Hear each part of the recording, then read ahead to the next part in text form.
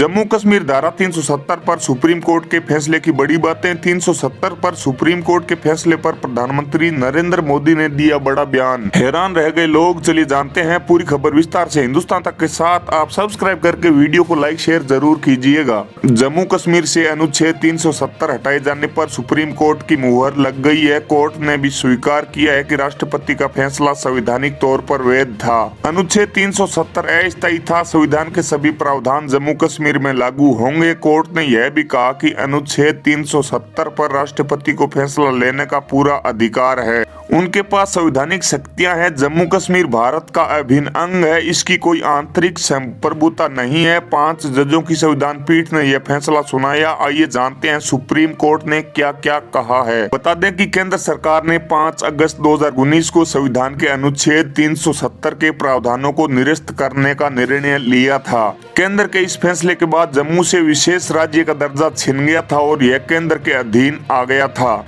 इसके साथ ही जम्मू कश्मीर और लद्दाख 2 केंद्र शासित प्रदेशों में बांट दिया गया था। इस फैसले के खिलाफ सुप्रीम कोर्ट में याचिका दायर की गई थी। फिलहाल आज यह साफ हो गया है कि केंद्र का फैसला संवैधानिक रूप से वैध था। केंद्र सरकार का कहना है कि सही समय आने पर जम्मू कश्मीर को पूर्ण राज्य का दर्जा दे दिया जाएगा। केंद्र सरकार ने सुप्रीम कोर्ट में कहा, जम्मू कश्मीर में अनुच्छेद 370 हटने के बाद अमन और शांति आई है। विकास कार्य भी तेजी से होने लगे हैं। आतंकी घटनाओं में कमी आई है। युवाओं को रोजगार की तरफ आकर्षित देखा जा रहा है। शिक्षा के क्षेत्र में भी बदलाव आया है। स्वास्थ्य सेवाओं के लिए एम्स बनाए जा रहे हैं। जम्मू कश्मीर में 370 पर सुप्रीम कोर्ट ने और क्या क्या कहा था। सुप्रीम कोर्ट ने फैसले में कहा, अनुच्छेद 370 एक अस्थायी प्रावधान है। राष्ट्रपति के पास इसे खत्म करने का अधिकार था। सुप्रीम कोर्ट ने फैसले में कहा, अनुच्छेद 370 एक अस्थायी प्रावधान है। राष्ट्रपति के पास इसे खत्म करने का अधिकार था। अनुच्छेद 370 का अस्तित्व समाप्त होने की अधिसूचना जारी करने की राष्ट्रपति की शक्ति जम्मू कश्मीर संविधान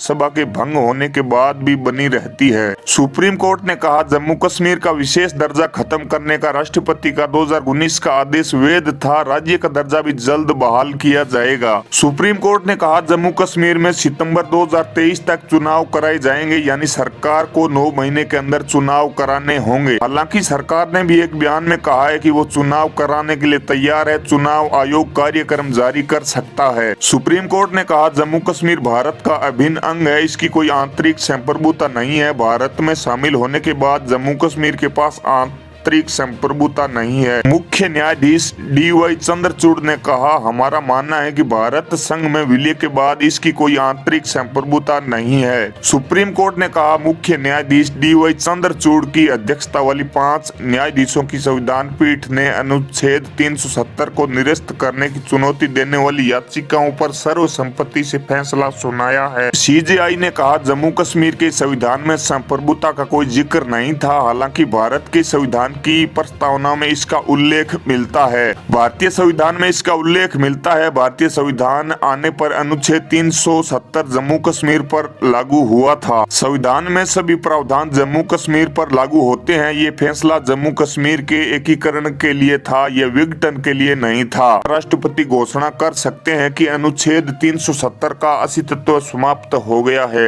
अनुच्छेद 370 का अस्तित्व समाप्त होने की अधिसूचना जारी करने की राष्ट्रपति की शक्ति जम्मू कश्मीर संविधान सभा के भंग होने के बाद भी बनी रहती है। सुप्रीम कोर्ट ने कहा कि लद्दाख को अलग करने का फैसला वैध था। अनुच्छेद 370 हटाने में कोई दुर्भावना नहीं थी। अनुच्छेद 370 के प्रावधानों को हटाने के अधिकार जम्मू कश्मीर के एकीकरण के लिए है। CJI ने दिसंबर 2018 में जम्मू कश्मीर में लगाए गए राष्ट्रपति शासन की वैधता पर फैसला देने से इनकार किया। CJI ने दिसंबर 2018 में जम्मू कश्मीर में लगाए गए राष्ट्रपति शासन की वैधता पर फैसला देने से इनकार किया, क्योंकि इसमें याचिकाकर्ताओं ने विशेष रूप से चुनौती नहीं दी थी। CJI ने कहा, जब राष्ट्रपति शासन लागू होता है तो राज्यों में संघ की शक्तियों पर सीमाएं होती है। इसकी उद्घोषणा के तहत राज्य की ओर से केंद्र द्वारा लिया गया यह निर्णय कानूनी चुनौती के अधीन नहीं हो सकता है, इसे अराजकता फैल सकती है। सुप्रीम कोर्ट अनुच्छेद 370 के प्रावधानों को निरस्त करने को चुनौती देने वाली याचिकाओं पर सोमवार को अपना फैसला सुनाया। चीफ जस्टिस DY चंद्रचूड़ की अध्यक्षता वाली 5 जजों की संविधान पीठ में जस्टिस संजय किशन कौल, संजीव खन्ना, BR गवई और सूर्यकांत है। शीर्ष अदालत में 16 दिन की सुनवाई के बाद 5 सितंबर को इस मामले में अपना फैसला सुरक्षित रख लिया है।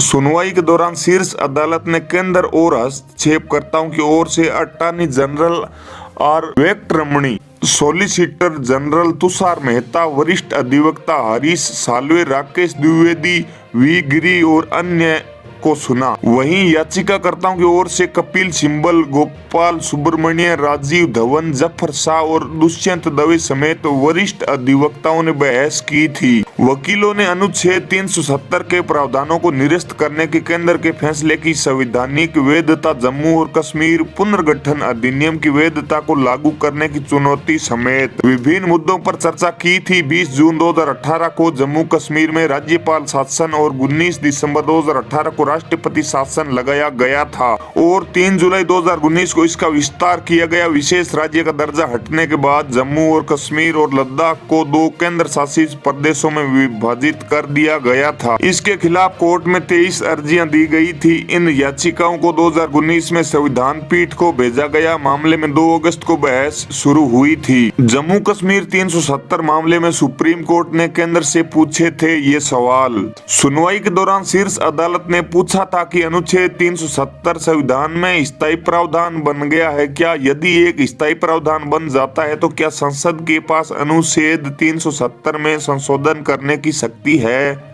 या नहीं? क्या संसद के पास राज्य सूची के किसी आइटम पर कानून बनाने की कोई ताकत नहीं है? केंद्र शासित प्रदेश कब तक अस्तित्व में रह सकता है? संविधान सभा की अनुपस्थिति में अनुच्छेद 370 को हटाने की सिफारिश कौन कर सकता है? तब जब वहां कोई संविधान सभा मौजूद नहीं है जिसकी सहमति ऐसा कदम उठाने से पहले जरूरी होती है। 1957 में जम्मू कश्मीर संविधान सभा का कार्यकाल समाप्त होने के बाद स्थायी कैसे हो सकता है? जम्मू कश्मीर 370 मामले में याचिकाकर्ताओं ने दिए थे ये तर्क। अनुच्छेद 370 को निरस्त करने का विरोध करने वाले कुछ याचिकाकर्ताओं ने तर्क दिया था कि इस प्रावधान को निरस्त नहीं किया जा सकता है क्योंकि जम्मू और कश्मीर संविधान सभा का कार्यकाल 1957 में पूर्ववर्ती राज्य के संविधान का मसौदा तैयार करने के बाद समाप्त हो गया था। उन्होंने कहा था संविधान सभा के विलुप्त हो जाने से अनुच्छेद 370 को स्थायी दर्जा मिल गया है। अनुच्छेद 370 एक अस्थायी प्रावधान था। केंद्र ने अप्रत्यक्ष रूप से संविधान सभा की भूमिका निभाई और राष्ट्रपति के आदेश के माध्यम से शक्तियों का प्रयोग किया। जम्मू कश्मीर में राष्ट्रपति शासन था और राज्य सरकार की कोई सहमति नहीं थी। केंद्र ने जो किया वह